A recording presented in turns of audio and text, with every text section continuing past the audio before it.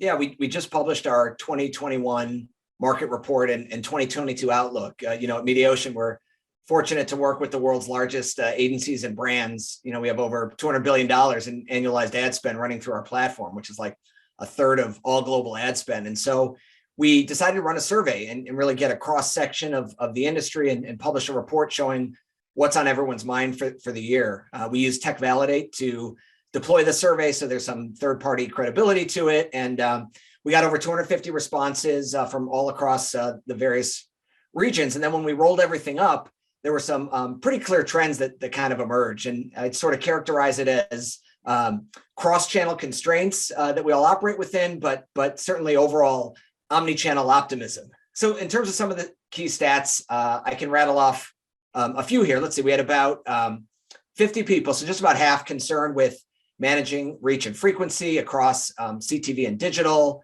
40% said they had a hard time measuring campaign effectiveness. And then sort of like the converse of that, 60%, it wasn't the same question, but just kind of worked out that way. 60% said that cookieless measurement would have the greatest impact moving forward. More than 70% said they're increasing their CTV ad budgets this year. And more than half of those folks said that it'd be going up by more than 20%. So pretty clear that, the kind of media fragmentation across channels is bringing both, challenges and opportunities. And of course, at MediaOcean, we're focused on building solutions that will unify those channels and the teams that work across them. And converged TV and video is a huge area of investment for us. It was the theme for the content that we ran together during CES. So certainly big things ahead as we move through this year. So Aaron, speaking of CES, I missed you in Las Vegas. It was, but we pivoted and we connected with a pretty big audience. I think in a pretty productive way. In a way that maybe is even more direct and personal than sitting in a big ballroom. I mean, not that we didn't want to be there, but it's quite interesting. Tell us, your thoughts about the virtual CES experience and what you've learned as a marketer out of it. Yeah, well, it certainly was interesting. We had these grand plans for a huge presence at the Cosmopolitan. It was billed as the MediaOcean retreat, and kind of the idea was to have a place to sort of help people escape kind of the rat race of CES. We had 17,000 square foot ballroom and a floor plan sort of laid out like a WeWork where people could plug in and catch Wi-Fi and charge devices and casually network. And then an event space where we're going to host the BTV Leadership Summit, keynotes, panels, happy hours with all sorts of weird Vegas stuff, rhythmic dancers. Topiary Man, I think, was one of the talent that we had lined up, all on the theme of growth and transformation.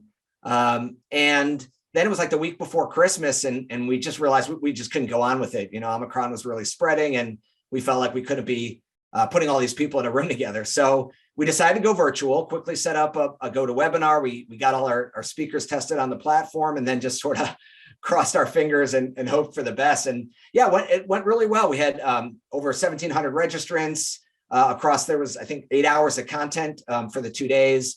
We actually kept the same dates and times that we were going to run live in Vegas, which was, I think, pretty impressive, especially even like the official C-Space had to punt their content to the following week. But we pulled it off, no tech glitches, amazing speakers, Rashad Tabakawala, Sir Martin Sorrell, Melissa Grady from Cadillac, Sarah Personette from Twitter, Jason Daly from Facebook, who kind of gave what is the best explanation of the metaverse that I've heard. John Lee from NBCU announced NBC Unified. We had agency CEOs, Doug Rosen from Dentsu, Mike Law from Kara, Chrissy Hansen, head of strategy for OMD, Ileana Acosta, Jesse Jakes from LinkedIn, Kevin Lemberg from Comcast Technology Solutions. And then there was a measurement panel with Andre from TransUnion, Dan from Univision, Jessica TV Squared, and then of course John Watts, just amazing as our moderator and host. And I know we're going to be publishing a lot of that content here. It's all actually, the full recording's available up on our site if you don't mind. If I can plug it, it's MediaOcean.com/retreat. And then I know Beat's going to be posting individual sessions as well over the coming weeks. And that was just day one. Day two, we had another outstanding lineup. Joanne O'Connell from Forrester, brand leaders. We had Eric from P&G, Vikram from Pepsi, another measurement panel, Kelly from NBCU, Rada from CBS, David Levy from OpenAP, Megan from Digitas, and then the fireworks, of course, on the session with Ross from VideoAmp, Karthik from Nielsen, Matt from TransUnion, Nancy from MediaWalla. We had Alex Kantrowitz interview Megan from OMG, a panel on diversity in the media supply chain. So yeah, all in all, just massive success, and appreciate the partnership. And really, it's a testament, I think, to the industry and the community that everyone was able to kind of rally together so quickly. As they say, the show must go on, and we feel good about what we were able to put out. And CES is always the kind of barometer for the year. Like, hey, what are the innovations and key themes that we all need to be paying attention to, so we can just build off that momentum. Cool.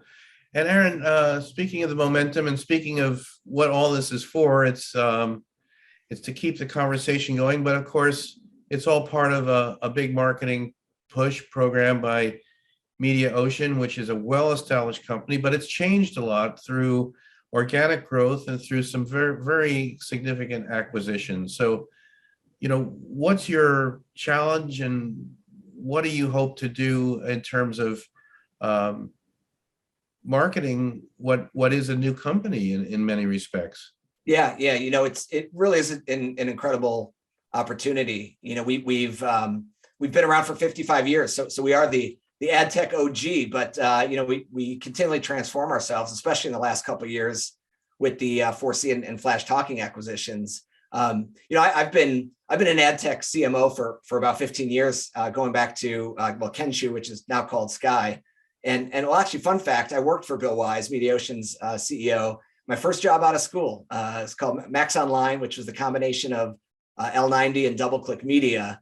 I started there in 2000 as a sales planner. Shout out to Keith Kaplan, Matt Spiegel. And then at the time, I actually was living with Lance Newhouser, who's commercial president here at MediaOcean. And then he was a CEO at 4C. Before that, I was a CMO. At any rate, we've been marketing ad tech companies and thinking now of where MediaOcean is relative to the industry. I mean, we are the Lumascape. And so how to convey that, we touch that entire supply chain, and how we've kind of gone from just being sort of the company that processed that $200 billion in annualized spend to actually influencing and optimizing it, bringing forward tools for audiences and for creative, and of course, playing up the integrations. We connect into just about every major media property and data provider. So we have this kind of foundational position, but importantly, the aspects of being open and neutral and independent is so important now in today's world of big tech and walled gardens. And so the idea here is to show how all these pieces fit together, and really what it means to think and operate in an omnichannel way. And so we in the last year we launched a new identity. I've got it there up on my closet door and sporting it on all the swag. But going beyond that to really helping drive adoption. It's one thing to put the products out. It's quite another to get people used to using them and in a way that ultimately allows them to get the most value out of it. So that's kind of the mission. That's the remit. It's an incredible opportunity, and I'm super thankful to be able to do it.